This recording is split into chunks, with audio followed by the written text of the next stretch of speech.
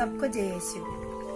कुछ क्षण मौन रहे और प्रभु का उपस्थिति को महसूस करते हुए हम इस क्लास को शुरुआत करें।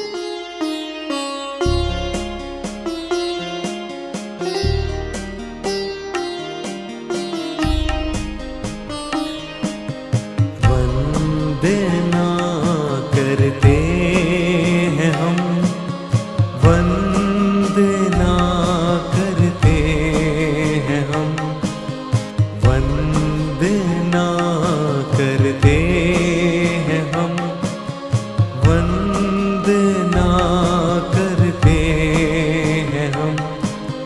हृदय को तेरे सामने लाकर रखते हैं हम। बच्चों, पिछले पाठ में हम खोया हुआ भेड़, सिक्का और उड़ा पुत्र का दृष्टांत सीखे थे। उसमें हमने देखा कि प्रभु ने पाप को नहीं बल्कि पापियों को कितना प्यार करते हैं। प्यारे बच्चों, आज मैं आपको ईश्वर के प्रेम के बारे में बताने जा रही हूँ। ईश्वर ने अपना प्रेम अपने पुत्र ईसा मसीह के द्वारा हमारे बीच में प्रकट किया है। प्रभु ईसा ने अपने क्रूस के मृत्यु के द्वारा ईश्वर का प्रेम हमारे बीच में प्रकट किया है। क्या आपको बाइबल का यह वचन पता है? संत यूहन्ना का सुसमाचार अध्याय 3 पद संख्या 16, जिसमें ईश्वर अपने प्रेम के बारे में हमसे बातें कर रहे हैं। आज के पाठ में हम यीशु को देखने जा रहे हैं, जिसने स्वयं हमारे घावों को अपने ऊपर ले लिया। बच्चों, क्या आप सभी के घरों में बाइबल है? बाइबल में कितना किताबें हैं? बाइबल में 73 किताबें, यानी 73। बाइबल 2 भाग में बांटा गया है। पहला भाग पुराना नियम, दूसरा भाग नया नियम। पुराने नियम में हम प्रभु यीशु मसीह के जीवन के पहले क्या क्या हुआ, इन सभी बातों का विवरण देख सकते हैं। और नया नियम में यीशु मसीह के जन्म से लेकर मृत्यु और उनके पुनरुत्थान तक तथा प्रेरितों के कार्यों के बारे में विवरण से देख सकते हैं। बच्चों, क्या यह आप जानते हैं कि प्रभु यीशु के बारे में, उनके जन्म और मृत्यु के विषय में कई नबियों ने हजारों साल पहले उनकी भविष्यवाणी किए थे। उन नबियों में से एक नबी, जिसका नाम यशायाह है, अपना समय में यीशु के दुख और पीड़ा सहन के बारे में भविष्यवाणी दिए थे। पुराने विधान में नबियों द्वारा वर्णित ईश्वर के सेवक का रूप हम प्रभु ईसा में देखते हैं। नबी ईसाया कहते हैं, उसकी आकृति इतनी विरूपित की गई थी कि वह मनुष्य नहीं जान पड़ता था। लोग देखकर दंग रह गए थे।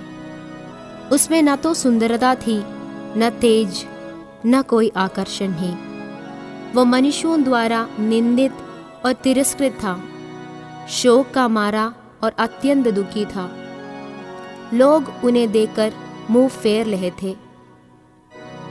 हम उस दंडित ईश्वर का मारा हुआ और तिरस्कृत समझते थे, परंतु वह हमारे ही रोगों को अपने ऊपर लेता था और हमारे ही दुखों से लदा हुआ था।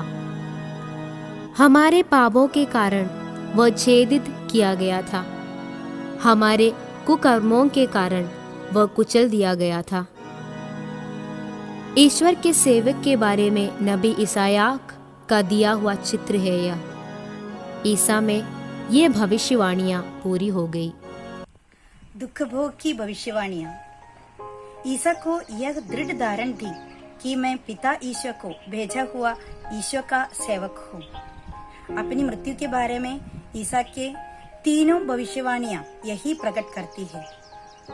पिता की इच्छा पूरी करना ईसा को भोजन से भी अधिक मूल्यवान था, इसलिए पीड़ा सहन के मार्ग से उन्हें कोई भी नहीं हटा सका। जब उनके प्रिय शिष्य पेत्रुस ने कहा, प्रभु, ये आप पर कभी नहीं बीतेगी, तब ईसा उसे डांटते हुए कहते हैं, हट जाओ शैतान, कैसरिया फिलिपी प्रदेश में पेतरुस ने कहा, आप मसीह है, आप जीवंत ईश्वर के पुत्र हैं। इसके तुरंत बाद ही ईसा अपने दुखभोग की प्रथम भविष्यवाणी करते हैं। उस समय से ईसा अपने शिष्यों को यह समझाने लगी कि मुझे यरूशलेम जाना होगा, नेताओं, महायाजकों और शास्त्रियों की ओर से बहुत दुख उठाना, मार डाला जाना और तीसरे दिन जी उठना होगा। संत मत्ती के सुसमाचार के 17 एवं 20वें अध्याय में यही भविष्यवाणी दोहराई गई है। पेतरुस ईसा के दुखभोग की भविष्यवाणी सुनकर उनको अलग ले गया और उन्हें यह कहते हुए फटकारने लगा, ईश्वर ऐसा ना करे, प्रभु यह आप पर कभी नहीं बीतेगी। इस पर ईसा ने मुड़कर पेतरुस से कहा, हट जाओ शैतान, तुम मेरे रास्ते में बाधा बन गए हो। तुम ईश्वर की बातें नहीं बल्कि मनुष्यों की बातें सोचते हो। सुसमाचार के लेखक संत मार्कुस और संत लूकस ने भी ईसा के दुख भोग की भविष्यवाणी का उल्लेख किया है। ईसा अपने दुख, मृत्यु और पुनरुत्थान द्वारा मानव मुक्ति पाने की अपनी योजना इन वचनों से स्पष्ट करते हैं। सभी मनुष्यों के पापों के प्रायश्चित के लिए ईसा ने स्वयं को बलि चढ़ाया। कोड़ों के मार से उनका पूरा शरीर घावों से भर गया। सिर पर कांटों का मुकुट पहने, हाथ में सरकंडा लिए, उपहास का पात्र बने ईसा में ईश्वर के सेवक का चित्र हम देखते हैं। जब उपहास का पात्र बनकर ईसा क्रूस पर मर गए, तब ईश्वर के सेवक के विषय में पुराने विधान की सभी भविष्यवाणियां उनमें पूरी हो गई। तो प्यारे बच्चों, इस भविष्यवाणी के द्वारा हम यह समझ सकते हैं कि किस प्रकार से प्रभु ईसा ने उस भयानक मृत्यु को हमारे ही अपराध और पापों के लिए सूली पर स्वीकार किया। मरुभूमि में ऊपर उठाया गया सांप। संत मार्कुस और संत लूकस ईसा के दुखभोग की भविष्यवाणी दोहराते हैं, किंतु संत योहन एक दृष्टांत द्वारा यह प्रस्तुत करते हैं। जिस तरह मूसा ने मरुभूमि में सांप को ऊपर उठाया था, उसी तरह मानव पुत्र को भी ऊपर उठाया जाना है, जिससे जो उसमें विश्वास करता है वह अनंत जीवन प्राप्त करे। इस्राएली जनता की मरुभूमि यात्रा के दौरान हुई एक घटना की ओर यह वचन संकेत करता है। ईश्वर ने अपने परिपालन के हाथ बढ़ाकर मन्ना, पानी और बटेरों को देते हुए इस्राएल जनता का मार्गदर्शन किया। रात में अग्नि स्तंभ और दिन में बादल के स्तंभ के रूप में ईश्वर उनके साथ चला। फिर भी लोग अधीर होकर ईश्वर और मूसा के विरुद्ध भुनभुनाने लगे, आप हमें मिस्र देश से निकालकर यहाँ मरुभूमि में मरने के लिए क्यों ले आए हो? यहाँ न तो रोटी मिलती है और न पानी, हम इस रूखे सूखे भोजन से ऊब गए हैं। ईश्वर ने सुना कि इस्राएल जनता मूसा के विरुद्ध भुनभुना रहे हैं। प्रभु ईश्वर ने लोगों के बीच विषैले सांप भेजे और उनके देश से बहुत से इस्राएली मर गए।